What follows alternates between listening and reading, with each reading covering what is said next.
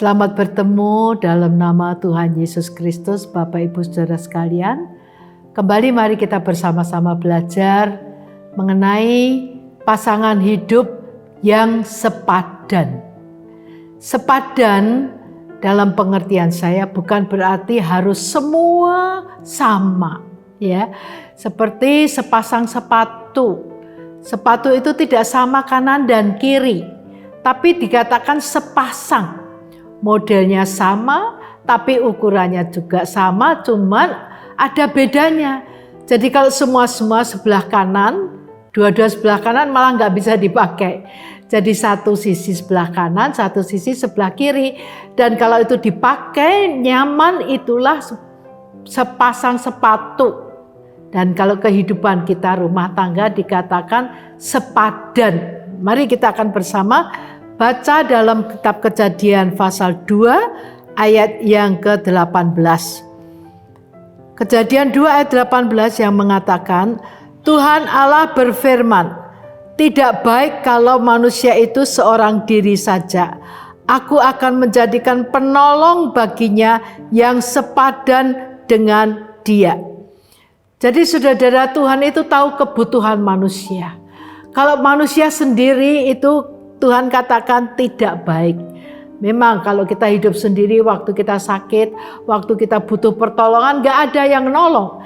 Tapi kalau dua orang ada baiknya. Tuhan katakan dua orang berjalan bersama, kalau yang satu jatuh, satu membangunkan. Berarti dua orang itu harus berjalan bersama-sama, baru bisa saling menolong. Jadi saudara, Bapak Ibu saudara sekalian, kita kadang-kadang melihat pasangan suami istri yang sepadan. Kita melihat begitu indah sepadan, ya. Sepertinya mereka bahagia luar biasa.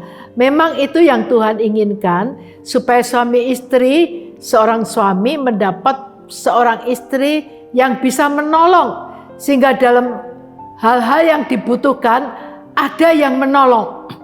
Jadi saudara, Bapak Ibu saudara sekalian, saya yakin yang dikatakan sepadan, apalagi pria dan wanita, itu pasti berpikirnya juga tidak selalu sama. Pendapatnya juga ada kalanya berbeda.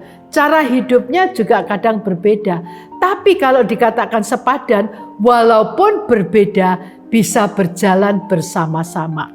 Dan di dalam Alkitab ada sepasang suami istri yang menjadi contoh yang indah, yaitu dalam Kisah Rasul 18 ayat 1, kemudian Paulus meninggalkan Athena, lalu pergi ke Korintus. Di Korintus ia berjumpa dengan seorang Yahudi bernama Aquila yang berasal dari Pontus. Ia baru datang dari Italia dengan Priscilla. Nah, Aquila dan Priscilla ini merupakan pasangan, saya katakan sepadan. Ya, mereka bisa sama-sama beriman kepada Tuhan Yesus Kristus. Dan kedua, mereka bisa sama-sama melayani Tuhan. Ada kerinduan yang sama untuk melayani Tuhan. Dan ketiga, mereka itu bisa bersama-sama melayani Rasul Paulus di dalam pelayanannya. Jadi saudara-saudara, saya yakin di dalam ketiga hal ini tidak harus sama, tapi mereka bisa untuk bersama-sama. Ya, sekali lagi tidak harus sama, tapi bisa bersama-sama. Saya yakin di dalam beriman kadang-kadang kita bisa berbeda cara pandang iman kita, tapi kita bisa mengatasi bersama-sama. Yang kedua, kalau melayani pun mungkin kita bisa berbeda pendapat, tapi kita bisa saling melengkapi. Dan saya yakin kalau mereka berjalan bersama-sama mendampingi Rasul Paulus, ada kalanya mungkin juga beda pendapat, tapi mereka bisa tetap bersama-sama. Nah, saya katakan sepasang suami istri yang sepadan ini juga menjadi penolong Rasul Paulus yang sepadan. Tiga ini jadi sepadan dalam pelayanan. Nah, sebab itu saudara, marilah kita juga mempunyai pengertian ini. Tidak harus sama, tapi bisa sepadan.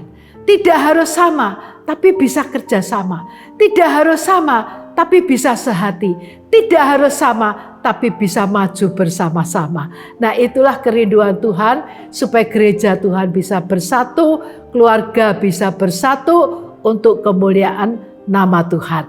Saya kira cukup sekian, Tuhan memberkati kita semua. Amin.